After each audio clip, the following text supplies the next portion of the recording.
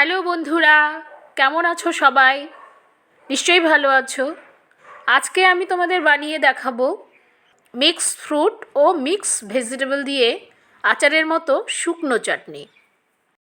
দেখো বন্ধুরা, আমি এখানে নিয়েছি দুটো টুকরো করে কাটা কাঁচা আম, একটি গাজর কুচোনো, দুটি তিনটে কাঁচা লঙ্কা দেখো চিড়ে নিয়েছি, আর খেজুর, যে খেজুর আমরা অনেক সময় লক্ষ্মী পুজো সরস্বতী পুজোতে দিই সেই খেজুর।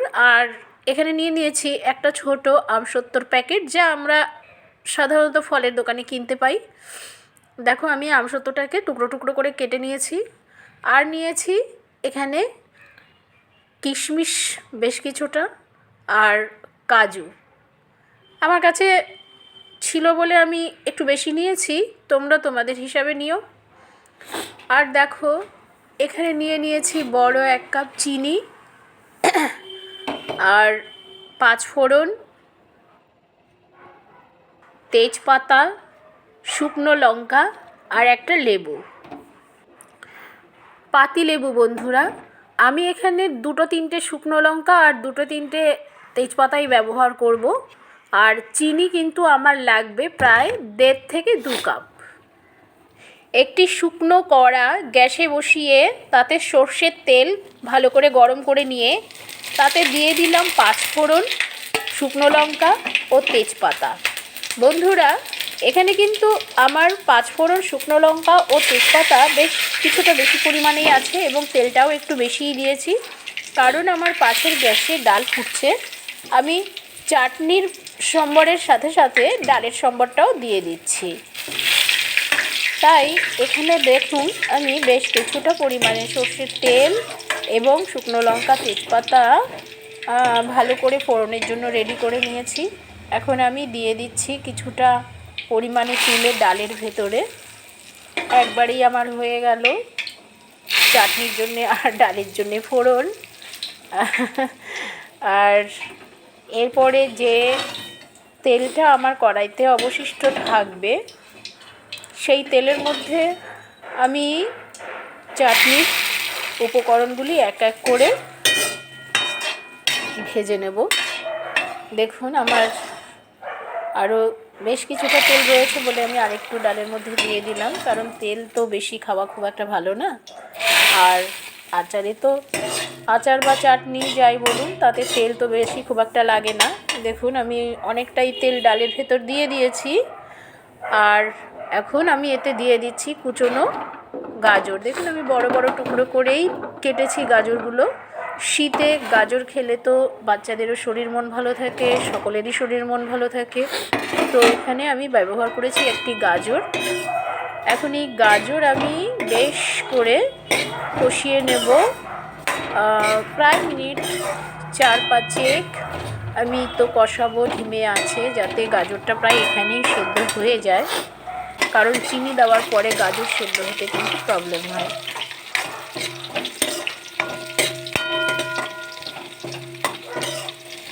আমি গাজরটাকে বেশ কিছুক্ষণ নাড়াচাড়া করে দেখুন সুন্দর ভাজা ভাজা করে নিয়েছি। এখন এখানে দিয়ে দেবো এই যে টুকরো করে কাটা আম, বেশ বড় বড় টুকরো করে আমি কেটেছি যাতে গলে না যায়। এখানে 2টো আম আমি নিয়েছিলাম বন্ধুরা, কিন্তু একটা আমের দানা এত বেশি শক্ত যে আমি সেটা চিরতে পারিনি, দানা শুদ্ধ আমি দিয়ে দিতে বাধ্য হয়েছি। আর আরেকটি আম অবশ্য আমি চিড়ে দিয়েছি। এরপরে আমি এতে দিয়ে দেব 1 চামচ নুন, হাফ চামচ হলুদ দিয়ে আমি ভালো করে নাড়াচাড়া করে বেশ একটু ভাজা ভাজা করে নেব।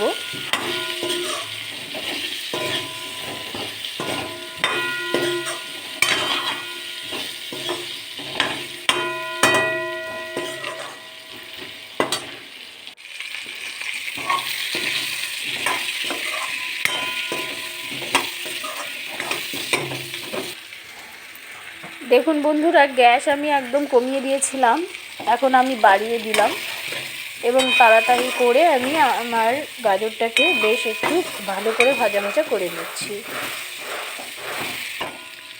দেখো আমি গ্যাসটাকে বাড়িয়ে দিয়েছিলাম এতক্ষণ, এখন কমিয়ে দিলাম, কারণ আমি এখন চিনি দিয়ে দেব। আর চিনি দিলেই বন্ধুরা পোড়া লাগার ভয় থাকে। দেখো চিনি দিয়ে দিলাম আমি। এবার ভালো করে নাড়াচাড়া করে আমি এতে 1 কাপ জল প্রথমে দিয়ে দেব। দেখো আমি এই যে কাপের চিনি দিয়েছিলাম সেই কাপ মেপেই 1 কাপ আমি জল দিয়ে দিলাম। জল দিয়ে আমি এখন এটাকে ভালো করে নাড়াচাড়া করে একটু সময় ঢেকে দেব।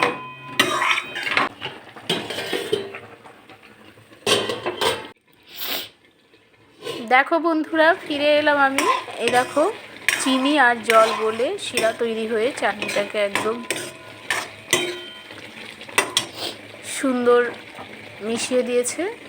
এখন আমি এতে দিয়ে দিলাম বাকি উপকরণগুলি, যেমন খেজুর, আমসত্ত্ব, কাজু, কিশমিশ আর যে কয়েকটা কাঁচা লঙ্কা চিড়ে রেখেছিলাম সেই সমস্ত আমি দিয়ে একসাথে নাড়াচাড়া করে দেখো এখন আমি কিন্তু গ্যাসটাকে কমিয়ে দিচ্ছি, কারণ চিনিটা ঘন হয়ে এলে পোড়া লেগে যেতে পারে। আবার আমি একটু ঢেকে দিলাম। বন্ধুরা ফিরে এলাম 5 মিনিট পরে। এখন আমি এর মধ্যে আরও 2 কাপের মতো জল দিয়ে দেব। হ্যাঁ, যে কাপ মেপে আমি চিনি দিয়েছিলাম সেই কাপেরই প্রথমে 1 কাপ আমি জল দিয়েছিলাম, তারপরে ঢেকে সেদ্ধ করার পরে আরও 2 কাপ জল আমি এখন দিয়ে দিলাম। তাহলে বন্ধুরা হলো মোট 3 কাপ জল। হ্যাঁ দেখো আম সেদ্ধ হয়ে গেছে, এই যে আমি কেটে দেখাচ্ছি। দেখেছো বন্ধুরা কি সুন্দর কেটে গেছে। আম কিন্তু ভালোভাবে সেদ্ধ হয়ে গেছে। এখন আমি এতে আরও 1/2 কাপ চিনি দিয়ে দেব। প্রথমে আমি 1 কাপ চিনি দিয়েছিলাম, বলেইছিলাম তোমাদের 1.5 কাপ 2 কাপের মতো চিনি লাগবে, তো আমি আরও 1/2 কাপ চিনি এখন দিয়ে দিলাম। এবার আমি ভালো করে নাড়াচাড়া করে আবার কিছুক্ষণ কিন্তু একটু ঢেকে দেব। দেখো আমি এখানে একটা পাতিলেবু নিয়ে নিয়েছি। আমি এই পাতিলেবুর রস চিপে এই চাটনির মধ্যে দিয়ে দেব, কিন্তু সেটা সবার পরে। দেখো ঢাকনা খুলে আমি দেখাচ্ছি তোমাদের কি সুন্দর চাটনির কালার চলে এসেছে, আর খুব সুন্দর কিন্তু সেদ্ধ হয়ে গেছে বন্ধুরা। আম তো সেদ্ধ হয়েই গেছিলো। দেখো আমি এবার দেখাবো তোমাদেরকে যে গাজর, হ্যাঁ এই দেখো গাজরও কিন্তু খুব সুন্দর সেদ্ধ হয়ে গেছে, খুব ভালোভাবে সেদ্ধ হয়ে গেছে। এই দেখো আর কালার দেখো, টেক্সচার দেখো কি সুন্দর। শীতকালে এই ধরনের চাটনি খাওয়া শরীরের জন্য খুবই ভালো, ঠান্ডা ঠান্ডা কম লাগে। রান্নাটি ভালো লাগলে আমার চ্যানেলটিকে সাবস্ক্রাইব করে দিও বন্ধুরা। একটা পাতিলেবুর রস হাফ করে আমি এখানে দিয়ে দিচ্ছি। হ্যাঁ লেবুটা অনেকটা বড় ছিল, তাই পুরো লেবুটা কিন্তু আমি দেব না, আমি অর্ধেকটা লেবুরই রস দেব। আমি ভেবেছিলাম যে পুরো লেবুটাই লাগবে, কিন্তু এখন দেখছি লেবুটাতে অনেকটাই রস আছে, তো বেশি হয়ে যাবে রসটা পুরোটা দিলে। আমি এখানে অর্ধেকটা লেবুর রস দিলাম, আর বাকি অর্ধেকটা আমি রেখে দিচ্ছি, অন্য কোনো কাজে লাগিয়ে নেব।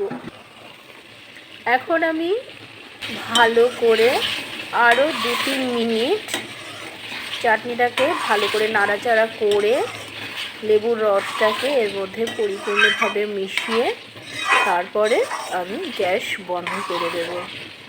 আমার চাটনি হয়ে গেল। দেখো কি সুন্দর রং, খুব সুন্দর দেখাচ্ছে। আমি গ্যাস বন্ধ করে দিলাম। আমার চাটনি হয়ে গেছে বন্ধুরা, একদম শুকনো সুন্দর চাটনি। খেলে পরে শরীরও ভালো থাকবে, শীতকালে ঠান্ডা ঠান্ডা লাগবে না। আর খেতেও দুর্দান্ত।